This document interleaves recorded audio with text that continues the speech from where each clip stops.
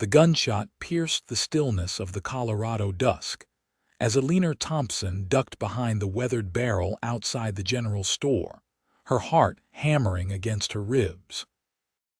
Frontier life had never been part of her plan, yet here she was in Silver Creek, 1876, with nothing but determination and a business plan that was now scattered across the muddy street, along with the contents of her valise. "Miss, you might want to find better cover," a deep voice drawled from somewhere to her left. "That barrel won't stop much more than a splinter." Eleanor glanced toward the voice. A tall man in a dusty leather duster crouched behind a water trough, his Stetson pulled low over his eyes. He held a revolver with the easy familiarity of someone who'd used it before. "I didn't ask for your advice, sir," Eleanor shot back, wincing as another bullet splintered the wood above her head. "And I certainly didn't ask for whatever trouble you've brought to this town."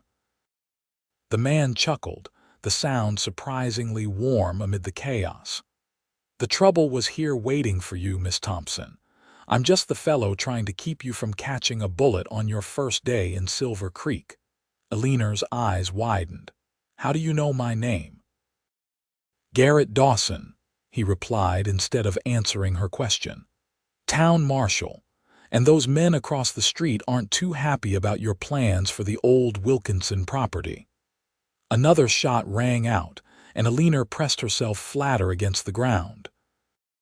Her traveling suit would be ruined, but that hardly mattered if she ended up dead in this God-forsaken place. "On three, you run for the alley," Marshal Dawson instructed. "I'll provide cover." "I most certainly will not." 1, 2. Before he reached 3, Marshal Dawson stood and fired 3 rapid shots. The return fire immediately redirected toward him, and Eleanor found herself scrambling for the alley before she could reconsider. Her boots slipped in the mud as she ran, her breath coming in desperate gasps. She pressed her back against the rough wall of the building, trying to calm her racing heart. Moments later, Marshal Dawson appeared beside her, reloading his revolver with practiced efficiency. "Are you hurt?" he asked, his eyes scanning her quickly. "Only my pride," Eleanor replied, attempting to brush the worst of the mud from her skirts. "And perhaps my judgment for thinking Silver Creek was ready for progress." A hint of a smile touched the marshal's lips. "The town's ready. It's just that some men don't take kindly to a woman buying up prime real estate, especially when they had their eyes on it themselves." "The Wilkinson property was for sale to anyone with the money," Eleanor said, lifting her chin. "I had it fair and square." "Fair and square doesn't count for much with men like the Harlow brothers." Marshal Dawson peered around the corner of the building. "Looks like they've retreated for now. Let me escort you to your lodgings." Eleanor straightened her spine. "That won't be necessary. I can find my own way to Mrs. Miller's boarding house." Marshal Dawson's expression turned serious. "Miss Thompson, you just arrived in town and already have enemies. I'd consider it a personal favor if you'd allow me to see you safely to your door." Eleanor studied him for a moment. Tall, broad-shouldered, with a face that might have been handsome if it weren't so weathered by sun and hardship. His eyes were a startling blue against his tanned skin, and they held something that made her pause not just duty, but genuine concern. "Very well," she conceded. "But I want you to know that I didn't come to Silver Creek to cause trouble." "Trouble has a way of finding folks regardless of their intentions," he replied, offering her his arm. After a moment's hesitation, she took it. As they walked down the muddy street, the curious gazes of townsfolk followed them. Eleanor held her head high, despite her bedraggled appearance. She hadn't traveled all the way from Boston to be intimidated on her first day. "What exactly do you plan to do with the Wilkinson property?" Marshal Dawson asked as they navigated around a particularly deep puddle. "I'm opening a school," Eleanor replied. not just for children but for adults who wish to learn reading and figures. There will be a library as well. The marshal's eyebrows rose slightly. That's ambitious. Is that your polite way of saying foolish? No, madam. His voice held no mockery. This town could use more ambition and more books. They arrived at the neat white boarding house at the end of the street. Before they reached the porch, the door flew open and a plump woman in an apron rushed out. "Miss Thompson, we heard the commotion. Are you all right?" Mrs. Miller's concerned gaze took in Eleanor's muddy clothing and the marshal at her side. "I'm fine, Mrs. Miller, thanks to Marshal Dawson." "The Harlow brothers," Marshal Dawson explained to the landlady. "They took exception to Miss Thompson's purchase." Mrs. Miller clucked her tongue. "Those troublemakers. Come inside, dear. I'll heat some water for a bath." Eleanor turned to the marshal. "Thank you for your assistance." He tipped his hat. "Just doing my job, Miss Thompson." He hesitated, then added, "I'd advise staying inside tomorrow. Give things a chance to settle." Eleanor's eyes flashed. "I will do no such thing. I have a property to inspect and plans to make." A look that might have been admiration crossed his face. "Then I'll call for you at 9. The Harlows aren't known for giving up easily." "I don't need a guardian, Marshal Dawson." "Consider me a guide, then. Silver Creek has its own ways, and you do well to learn them quickly." There was no condescension in his tone, just plain-spoken truth. Eleanor considered refusing but recognized the wisdom in his offer. 9 o'clock, then. Good evening, Marshal." "Good evening, Miss Thompson." He tipped his hat again and turned away, his tall figure a silhouette against the darkening sky. Eleanor watched him go, an odd feeling stirring in her chest. This was not how she had imagined her arrival in Silver Creek, but then, life rarely followed one's careful plans. With a sigh, she turned and followed Mrs. Miller into the boarding house, already mentally redrafting her schedule for the coming weeks. The frontier, it seemed, would demand more of her than she had anticipated. Morning arrived with golden light streaming through lace curtains.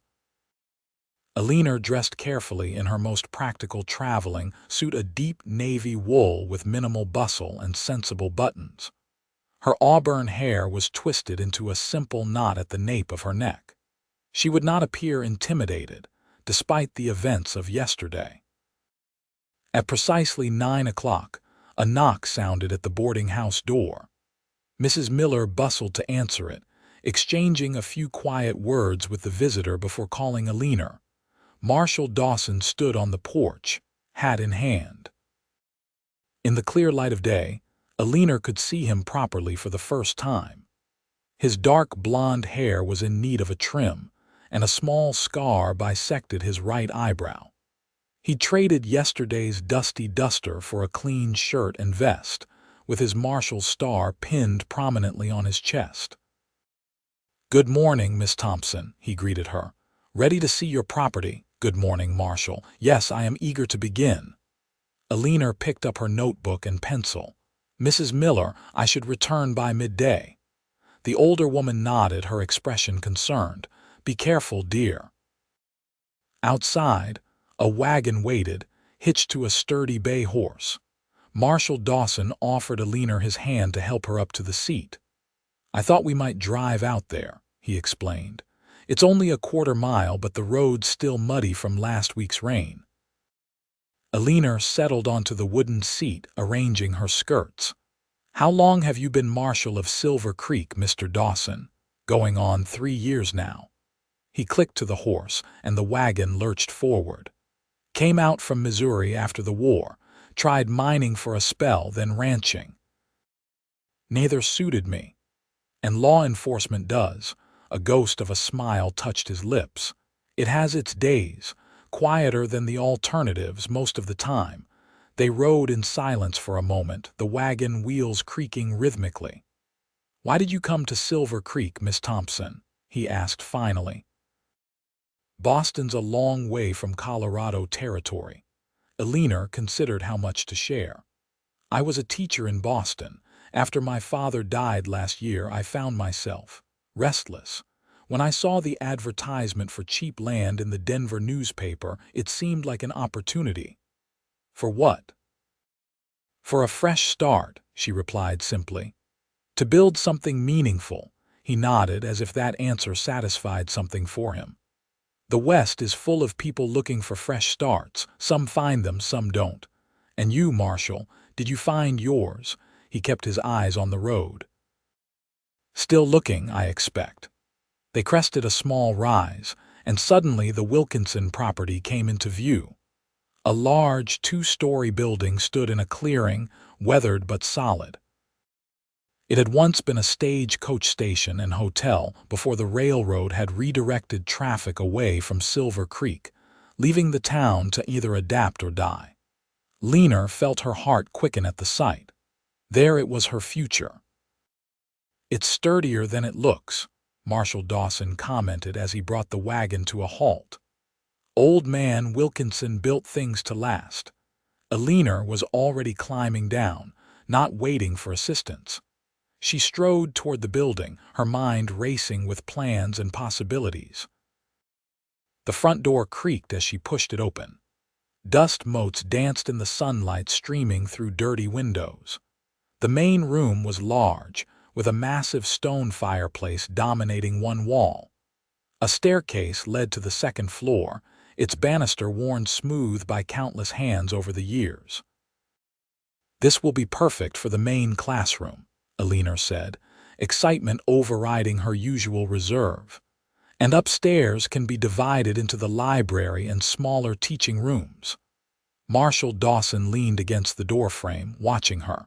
You've got it all planned out. I believe in being prepared, Eleanor replied, making notes in her book.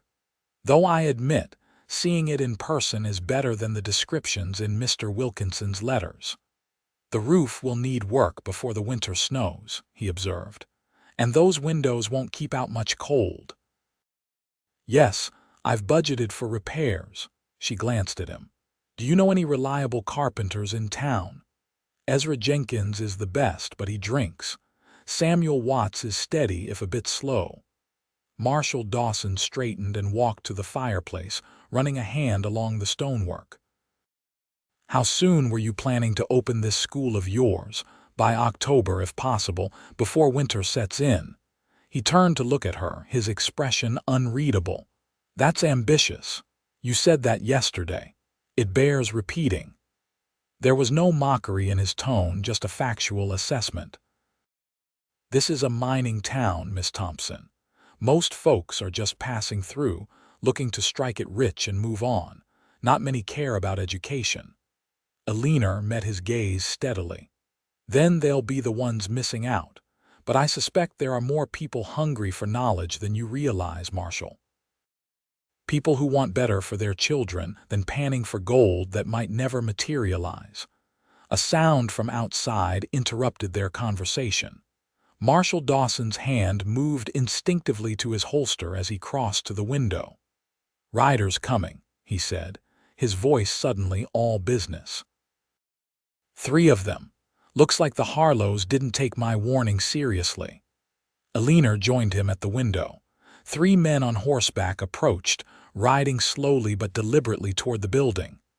"Stay inside," Marshal Dawson instructed, his tone brooking no argument. He stepped onto the porch, his stance casual but his hand resting near his gun. From the window, Eleanor watched the confrontation. The leader of the riders, a burly man with a thick beard, reined his horse to a stop a few yards from the porch. "Morning, Marshal," he called, his voice carrying clearly. "Fancy meeting you out here." "It's no coincidence, Harlow, and you know it," Marshal Dawson replied evenly. "What brings you by? Just wanted to have a friendly chat with the new owner." Harlow's eyes shifted to the window where Eleanor stood. "Make sure she understands how things work in Silver Creek."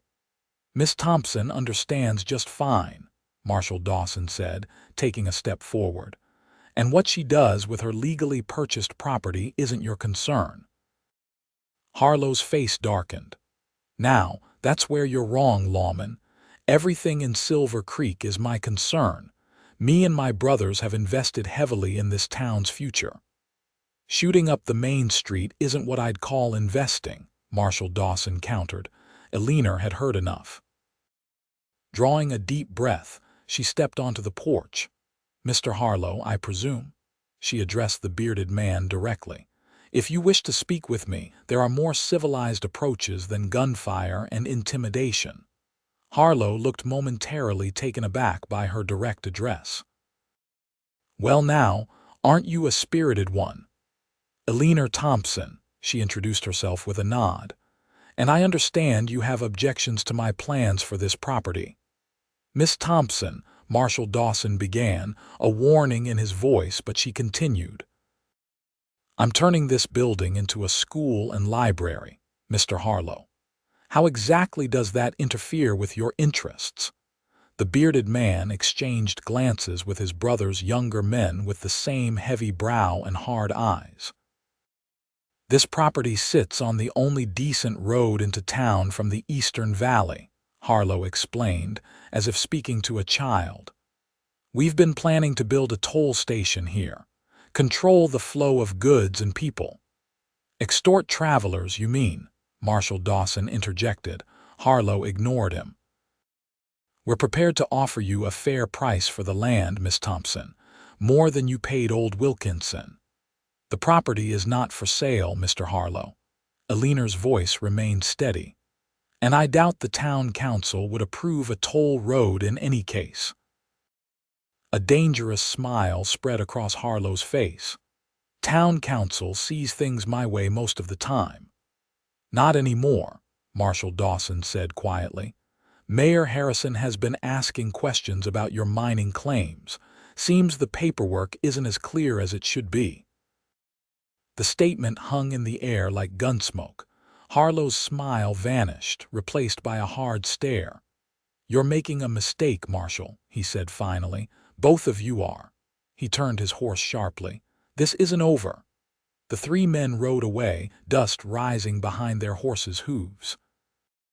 Eleanor let out a breath she hadn't realized she'd been holding. Well, that was illuminating. Marshal Dawson turned to her, his expression a mixture of irritation and grudging respect. It was foolish.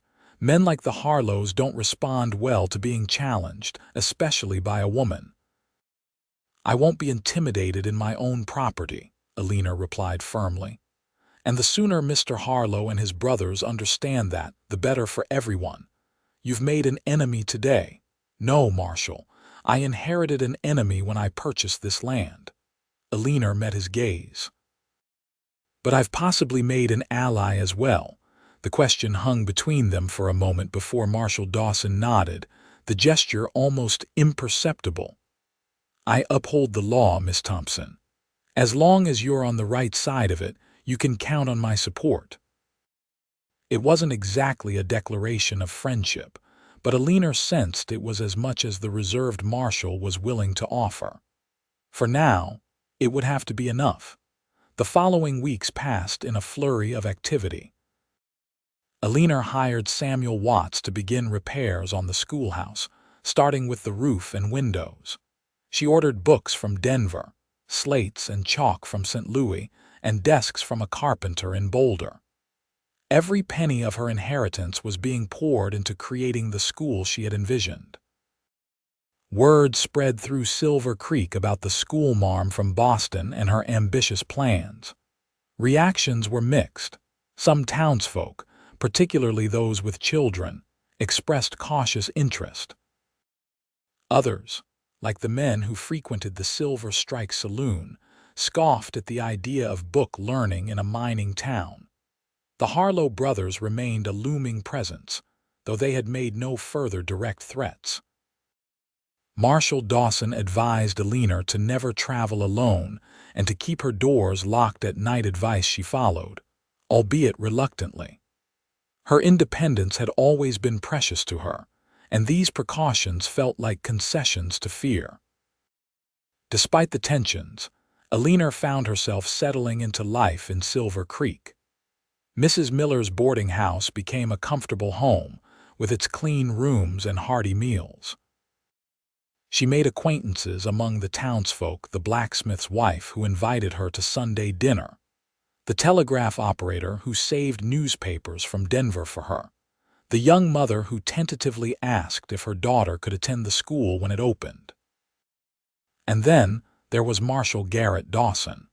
He made a point of stopping by the schoolhouse every few days, ostensibly to check on her safety. Eleanor began to look forward to these visits more than she cared to admit. There was something reassuring about his steady presence, something intriguing about the glimpses of the man behind the marshal's star.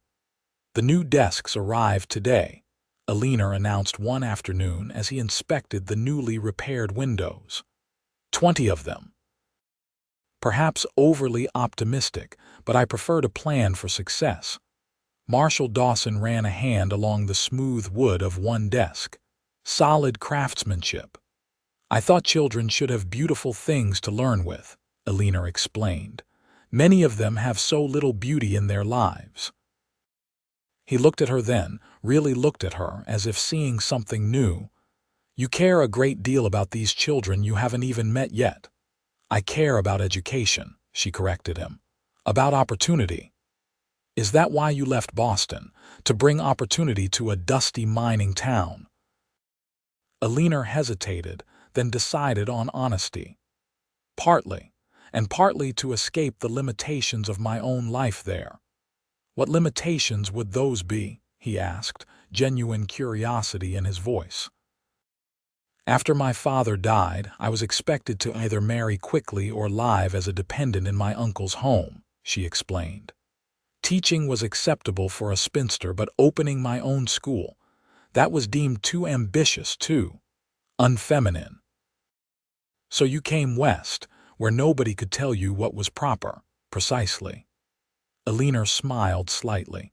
"Though I'm finding the West has its own ideas about a woman's place." Marshal Dawson leaned against a desk. "People fear what they don't understand. And a woman with ambitions and intelligence is still something of a mystery to many out here." "Including you, Marshal." The question slipped out before she could reconsider. A slow smile spread across his face, transforming his usually serious expression. "I've learned not to underestimate anyone based on appearances, Miss Thompson, especially not someone who stands her ground against the Harlow brothers on her first day in town." The compliment warmed her unexpectedly. "Well, the school opens in 2 weeks. Then we'll see if my ambitions were justified or merely foolish. I've got $5 that says you'll have those 20 desks filled by Christmas," he said, surprising her again. Eleanor laughed. "I didn't take you for a gambling man, Marshal." "It's not gambling when you're betting on a sure thing." His eyes held hers for a moment too long, and Eleanor felt a flutter in her chest that had nothing to do with the school or the Harlows. The moment was broken by the sound of a wagon approaching outside. Marshal Dawson's hand went instinctively to his gun, but he relaxed as he peered out the window. "It's just Reverend Parker," he said. "Probably coming to inspect your moral qualifications for teaching the town's children." Eleanor straightened her skirts and tucked a stray strand of hair back into place. "Then I'd better make a good impression." The Reverend was a thin man with kind eyes and a perpetually worried expression. He removed his hat as he entered the schoolhouse, nodding respectfully to both Eleanor and the marshal. "Miss Thompson, I hope I'm not interrupting," he began. "I've been meaning to call on you since your arrival, but parish duties kept me occupied." "Not at all, Reverend. I'm pleased to meet you." Eleanor gestured to the nearly completed classroom. "As you can see, we're almost ready to welcome students." Reverend Parker surveyed the room with approval. "Very impressive. And how many pupils are you expecting?" "As many as wish to learn," Eleanor replied diplomatically. "Children during the day, and I plan to offer evening classes for adults who want to improve their reading or mathematics." The Reverend's eyebrows rose slightly. A noble endeavor, though I fear you may find limited interest in adult education here. Most men are too proud to admit gaps in their learning. Perhaps, Eleanor conceded, but the opportunity will be available nonetheless. And what of religious instruction? Reverend Parker asked, his tone carefully neutral. Will the Bible feature in your curriculum? Eleanor had anticipated this question. Students are welcome to read whatever texts interest them, including scripture. However, I believe parents and the church are better suited to provide specific religious guidance. The Reverend looked momentarily disappointed, but nodded. A reasonable position, I suppose, though moral instruction is as important as academic knowledge. On that we can agree, Eleanor said with a smile. Marshal Dawson, who had been observing the exchange silently, spoke up. Reverend, I wonder if you might announce the school's opening at Sunday services. Many families attend who might not otherwise hear about it. Of course, the Reverend agreed readily. Education is a blessing, regardless of the source. He turned back to Eleanor.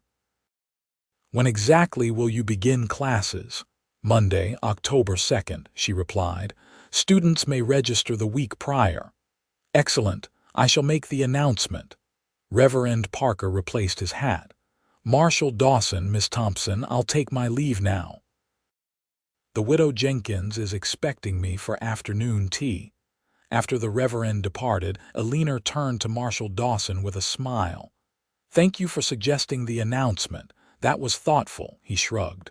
Just doing my part for the town's improvement. Still, I appreciate the support. Eleanor hesitated, then asked, Will you attend the school's opening? It would mean a great deal to have the town marshal present.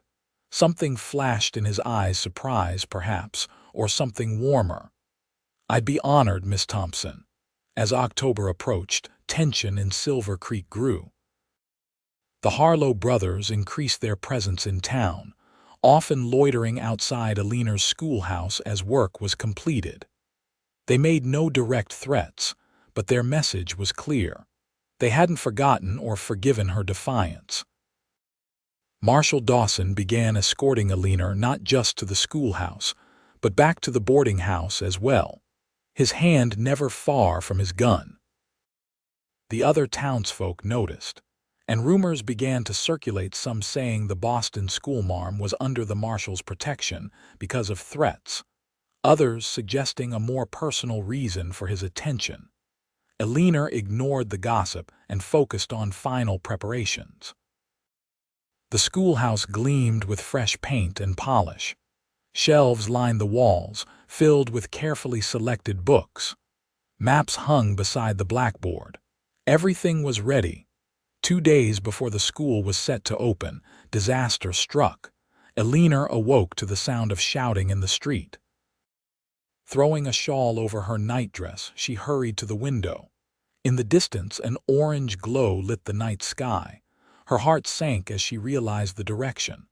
Fire, someone shouted. The schoolhouse is on fire. Eleanor dressed hastily and rushed downstairs where Mrs. Miller stood in her doorway, a hand pressed to her mouth. Oh, Miss Thompson, the landlady murmured, those wretched Harlows. Without waiting to hear more, Eleanor ran toward the commotion. The night air was cool against her face, but as she approached the schoolhouse, waves of heat pushed against her.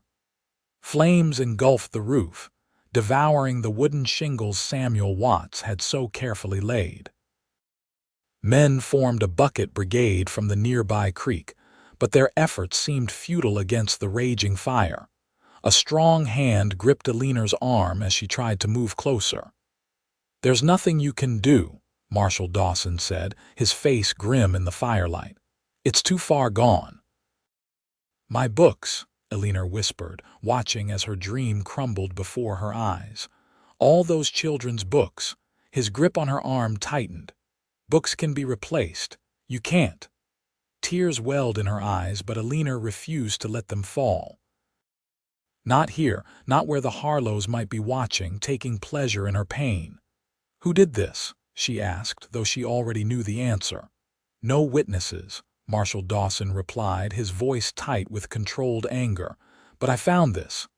He held up a silver pocket watch. Dropped by the back door, it has initials carved inside TH. Thomas Harlow, Eleanor breathed. The youngest brother, Marshal Dawson nodded. It's evidence, but not enough for a conviction, not in a town where the Harlows have friends in important places. So they just get away with it. The unfairness of it burned hotter than the flames consuming her schoolhouse. No, he said, his voice so low she barely heard it over the crackling fire.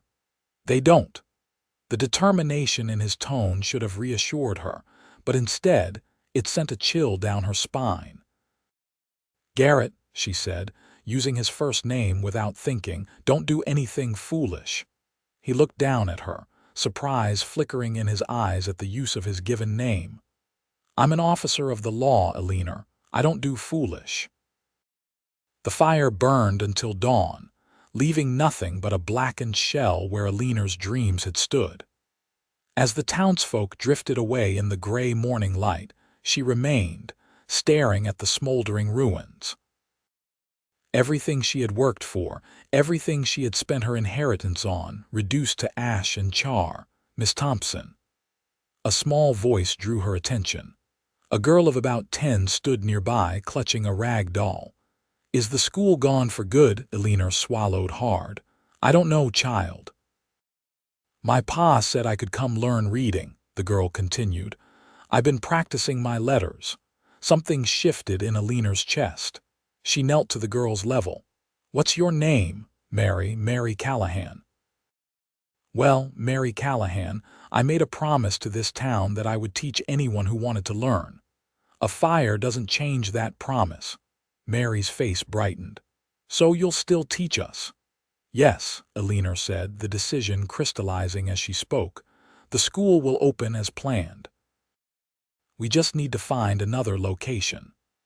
After Mary skipped away, Eleanor turned to survey the ruins once more. Determination replaced despair. The Harlows had destroyed her building, but they hadn't destroyed her purpose. She was still standing there when Marshal Dawson returned an hour later, leading his horse. I thought I'd find you here, he said softly.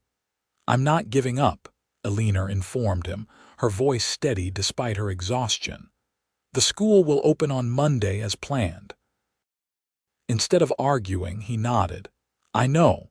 That's why I've been to see Mayor Harrison.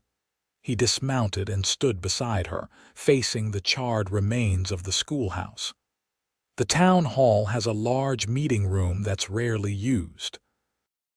The mayor has agreed to let you hold classes there until the schoolhouse can be rebuilt. Relief washed over Eleanor. That's wonderful news. It's temporary, he warned, and not ideal for a school, but it's a start. Thank you, she said simply, unable to express the depth of her gratitude. Marshal Dawson studied her face for a moment. You look exhausted. Let me take you back to Mrs. Miller's. You need rest. Too tired to argue, Eleanor allowed him to help her onto his horse. Instead of leading the animal, he swung up behind her, his chest warm against her back as they rode slowly through town. In any other circumstance, she would have been mortified by such improper proximity. But in that moment, his solid presence was exactly what she needed. When they reached the boarding house, he dismounted first, then lifted her down, his hands lingering at her waist a moment longer than necessary. The Harlows won't stop, he said quietly. You know that, don't you? Eleanor nodded. I know, but neither will I.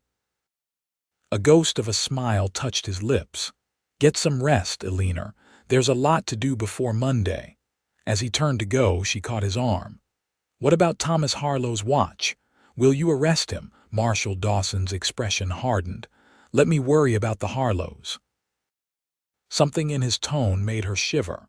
Promise me you won't do anything rash, Garrett. His eyes met hers, and for a moment she glimpsed something beneath his controlled exterior, a depth of feeling that both thrilled and frightened her. I promise to uphold the law, he said finally.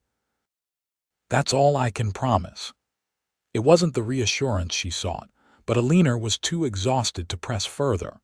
She watched him ride away, a solitary figure silhouetted against the rising sun, before turning to face Mrs. Miller's sympathetic embrace and the uncertain days ahead. Monday arrived with clear skies and cool air, a perfect autumn day for beginnings. Eleanor stood at the entrance to the town hall, greeting each student with a warm smile. To her surprise and delight, 15 children arrived for the morning session, a motley assortment of miners' children, merchants' offspring, and even the blacksmith's 3 sons, their faces scrubbed pink for the occasion. The temporary classroom was less than ideal. The long meeting table had been pushed against one wall. The mayor's chair served as Eleanor's desk, and the children sat on benches meant for town meetings. But books salvaged from Eleanor's trunk lined a hastily constructed shelf, and a borrowed blackboard stood ready for the day's lessons. As Eleanor called the class to order, she caught sight of Marshal Dawson standing quietly at the back of the room. He tipped his hat to her, a gesture of respect and perhaps something more, before slipping out the door. His presence had been brief but significant, a public endorsement of her endeavor that wouldn't go unnoticed by the townspeople. The day passed in a blur of activity. Eleanor assessed each child's knowledge, grouped them by ability rather than age, and began the foundations of her curriculum. Despite the cramped quarters and limited supplies, the children's enthusiasm buoyed her spirits. By the time the final lesson ended, her voice was hoarse from teaching, but her heart was full. That evening, as promised, she opened the doors for adult education. To her surprise, 6 people arrived: 3 young men who worked the mine but dreamed of better jobs, an older woman who had never learned to read, and 2 Chinese laborers who wished to improve their English. "I didn't expect to see you here," Eleanor said when Marshal Dawson appeared at the end of the session, his tall frame filling the doorway. "Just checking that everything went smoothly," he replied, watching as the last student departed. "Remarkably so." Eleanor gathered her books and notes. 15 children and 6 adults on the first day, not a full house yet, but a respectable beginning. "The town's watching," Marshal Dawson said, helping her stack the slates. "Some folks are waiting to see if you'll give up after the fire." "They'll have a long wait then," Eleanor replied firmly. He smiled, a rare sight that transformed his serious face. "I never doubted it." He hesitated, then added, "I arrested Thomas Harlow this afternoon."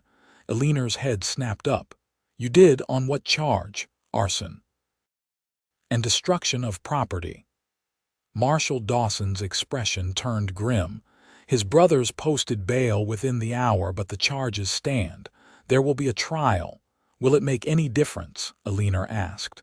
"You said yourself the Harlows have friends in important places." "Maybe not," he admitted.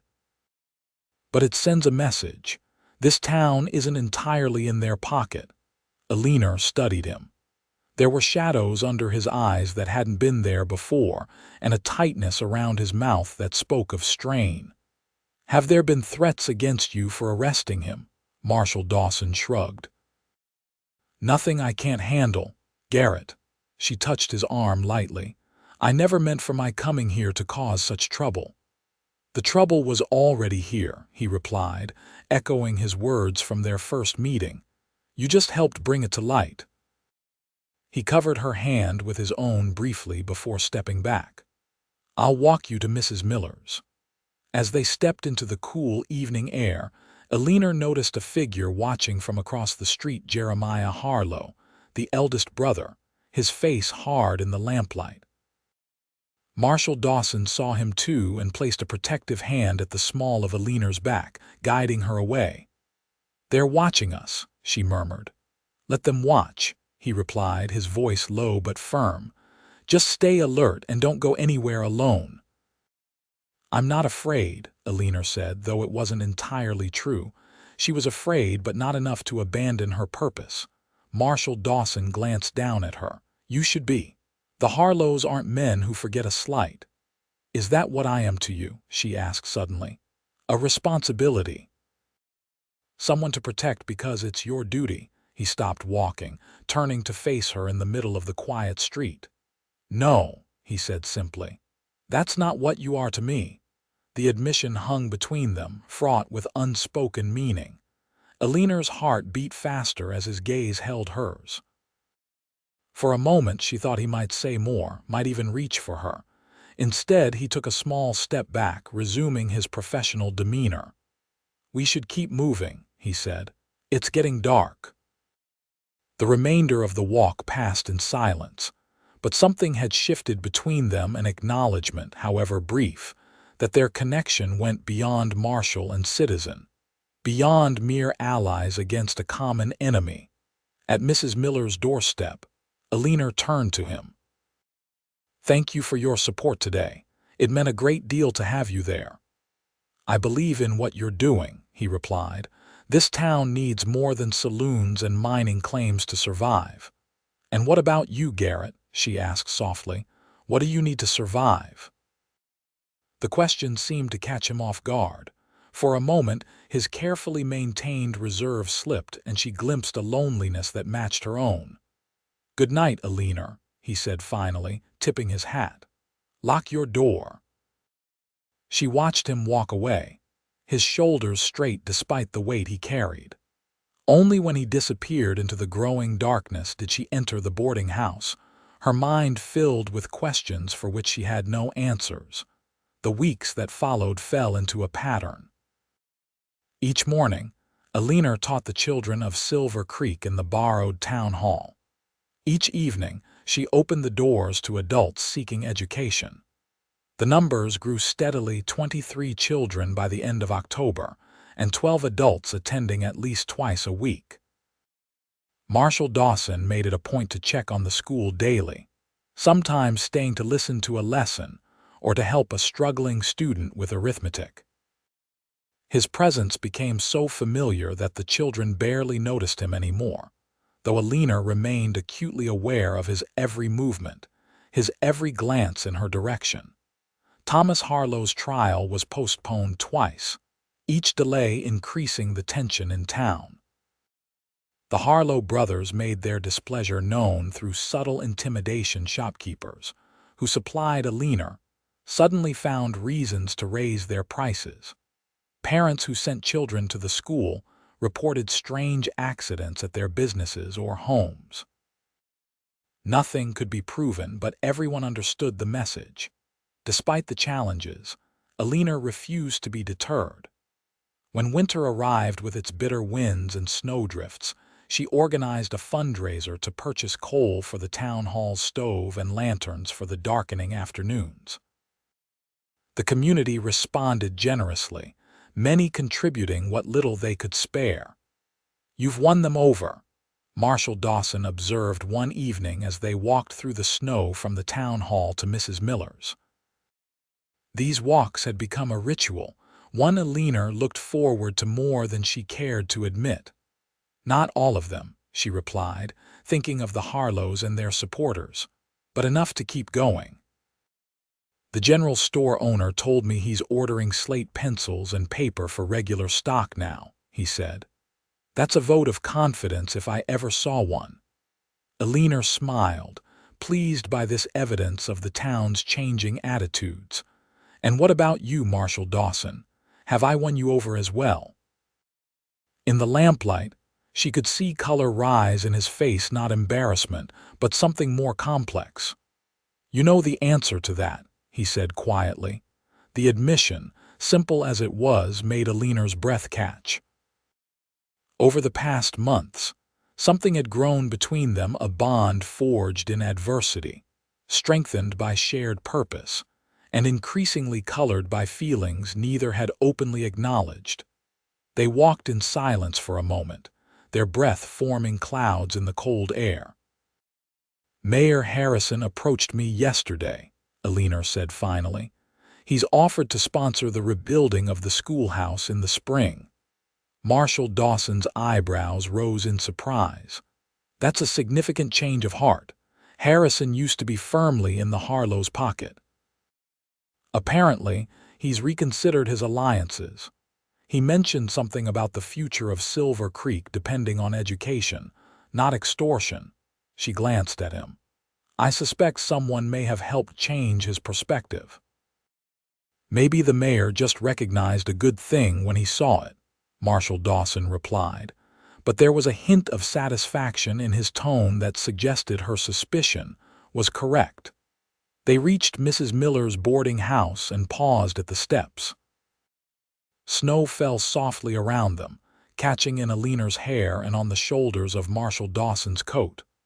"Thank you for walking me home," she said, as she did every evening. Usually he would tip his hat and bid her good night. This time he hesitated. "Eleanor," he began, then stopped, seeming to struggle with his words. "I've been thinking about what happens after the schoolhouse is rebuilt." "After," she repeated, uncertain of his meaning. "Will you stay in Silver Creek, or will you move on once the school is established?" The question held more than casual curiosity. It carried the weight of someone who needed to know. Eleanor considered her answer carefully. "When I came here, I thought Silver Creek would be a place to prove myself before moving on to a larger town, perhaps Denver eventually." She looked up at him, snowflakes melting on her eyelashes. "But now I can't imagine leaving." Relief flickered across his face. "I'm glad to hear that." "Are you?" she asked softly. Instead of answering, Marshal Dawson reached out slowly, giving her time to step away if she wished. When she didn't move, he gently brushed a snowflake from her cheek, his gloved hand lingering against her skin. "More than I should be," he admitted, his voice low. Eleanor's heart raced at his touch, at the intensity in his blue eyes. For a moment, the rest of Silver Creek ceased to exist. There was only this man, this moment, and the unspoken feelings between them. A door slammed somewhere down the street, breaking the spell. Marshal Dawson stepped back, his professional demeanor returning like a shield. "Good night, Miss Thompson," he said, the formality a deliberate distance. "Good night, Marshal," she replied, understanding his retreat even as she regretted it. As he walked away, Eleanor touched her cheek where his hand had been, wondering if the warmth she felt was from his touch or from within herself. Thomas Harlow's trial finally commenced in early December, with a judge brought in from Denver to ensure impartiality. The courthouse, little more than a large room above the sheriff's office, was packed with curious townsfolk. Eleanor sat near the back, acutely aware of the hostile glances from Jeremiah and Walter Harlow in the front row. The evidence against Thomas was circumstantial, but compelling: the silver pocket watch found at the scene, testimony from a stable boy who had seen Thomas buying coal oil the day of the fire, and Marshal Dawson's detailed account of the investigation. The defense argued that the watch had been stolen months earlier, though Thomas could provide no report of the theft. They suggested the fire might have been an accident, or even that Eleanor herself had set it for the insurance money. At that accusation, Marshal Dawson's face darkened dangerously, and Eleanor feared he might confront the defense attorney then and there. But he remained composed, his testimony steady and professional. After 2 days of arguments, the jury retired to deliberate. They returned in less than an hour. "We find the defendant, Thomas Harlow, guilty of arson and destruction of property," the foreman announced, his voice clear in the hushed room.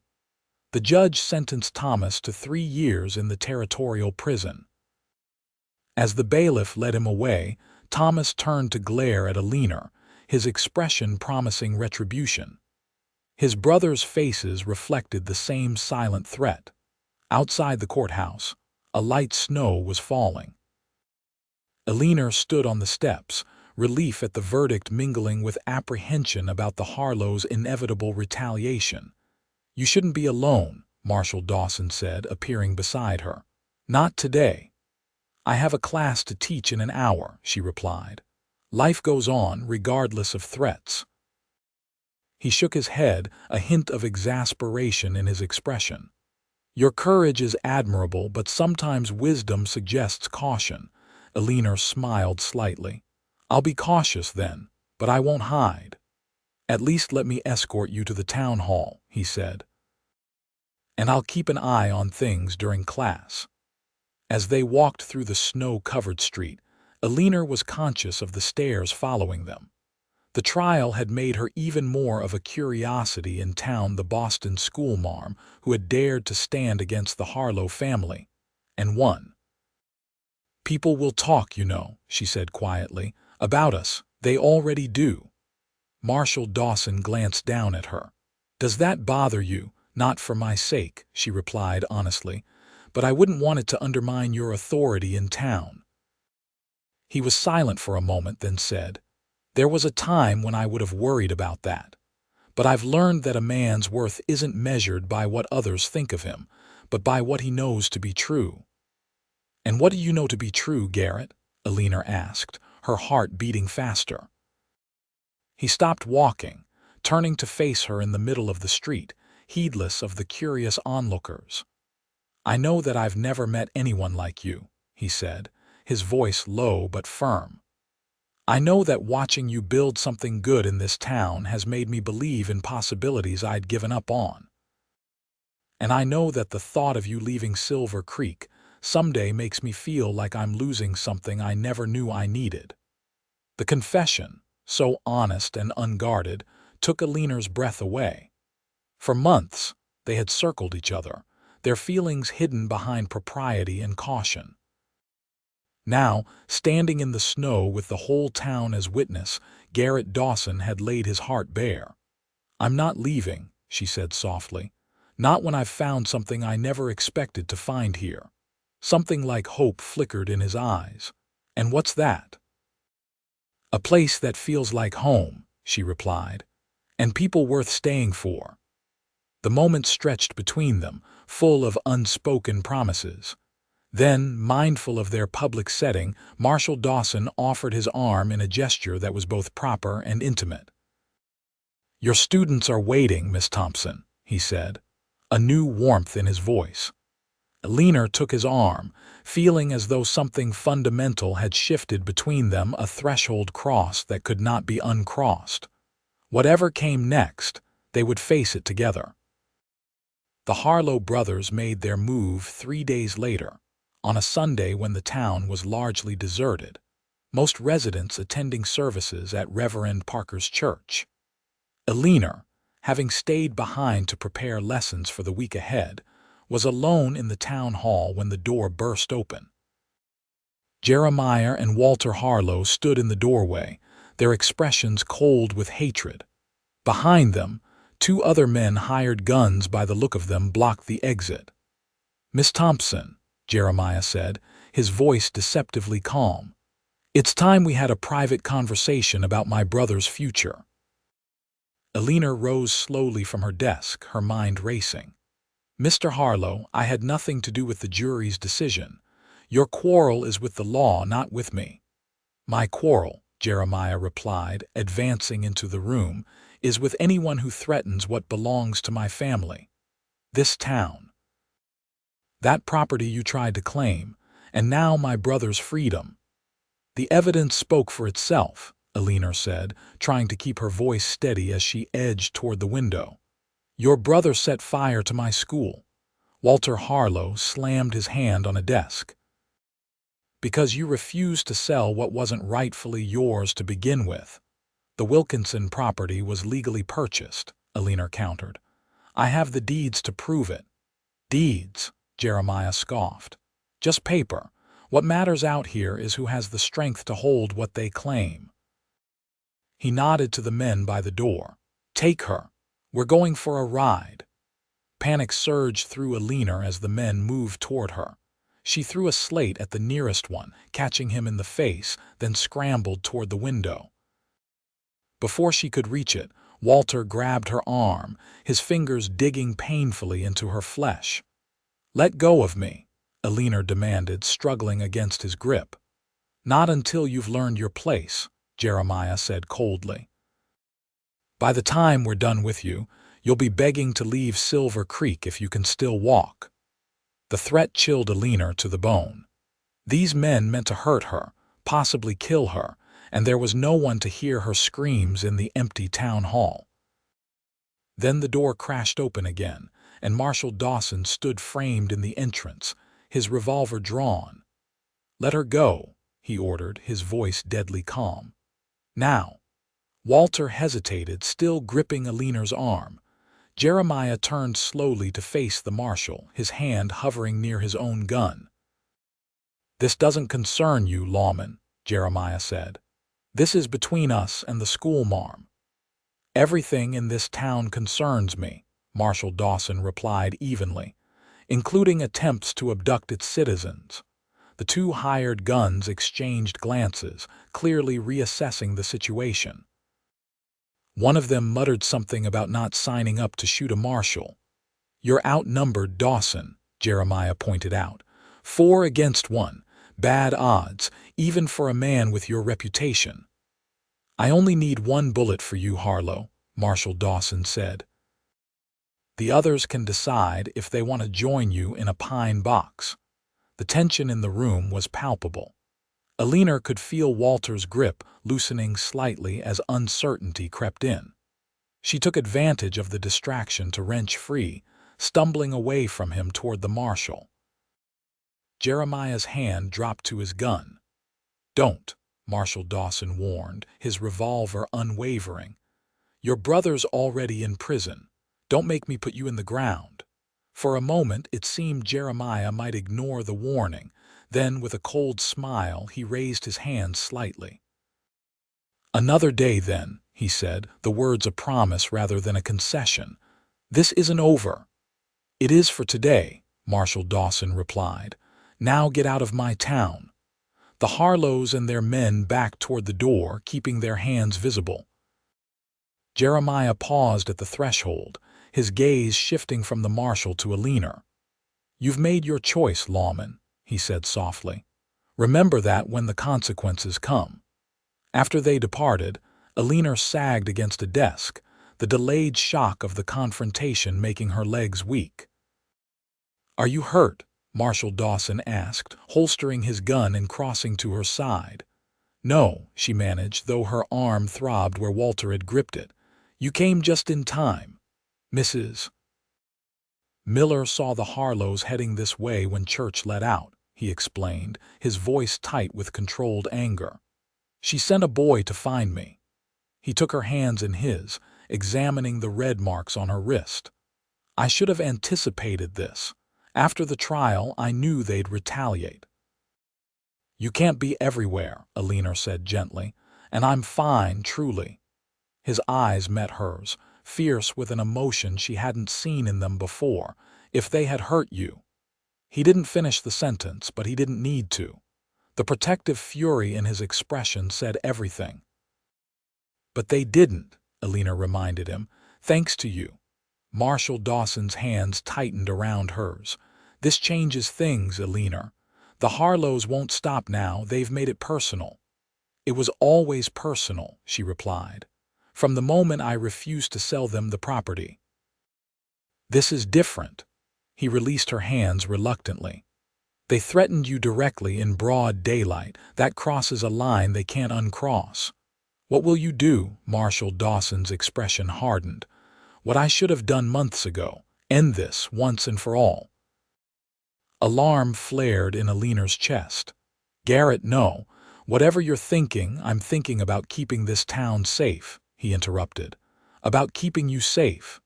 His voice softened. "I can't do my job if I'm always wondering where the next threat will come from." "There are legal ways to handle this," Eleanor insisted. "We can telegraph the territorial governor, request additional lawmen. By the time they arrived, it would be too late." Marshal Dawson shook his head. No, this ends here in Silver Creek. The determination in his voice frightened Eleanor more than the Harlows had. Promise me you won't do anything reckless, she pleaded. Promise me you'll come back. Something shifted in his expression, a softening, a moment of vulnerability amid the resolve. I promise to do what's necessary, he said quietly. Nothing more, nothing less. It wasn't the reassurance she sought, but Eleanor recognized the steel beneath his words. This was the man she had come to know, principled, determined, and utterly committed to his duty. I'll escort you to Mrs. Miller's, he said, offering his arm. Pack whatever you need for a few days. You'll be staying at the Davies Ranch until this is settled. I will do no such thing, Eleanor protested. I have classes to teach. The school can wait, Marshal Dawson said firmly. Your safety can't. And if I refuse, his jaw tightened, then I'll have to arrest you for your own protection. Eleanor stared at him incredulously. You wouldn't.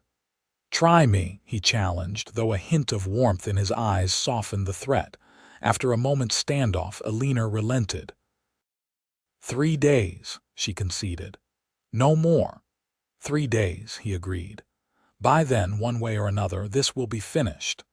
As they walked to the boarding house, Eleanor was acutely aware that the town was watching them, curious shopkeepers, Sunday churchgoers, miners off their shifts. Word of the confrontation with the Harlows would spread quickly. By nightfall, everyone would know that Marshal Dawson had drawn a line in the sand, and everyone, including Eleanor, would be wondering what came next.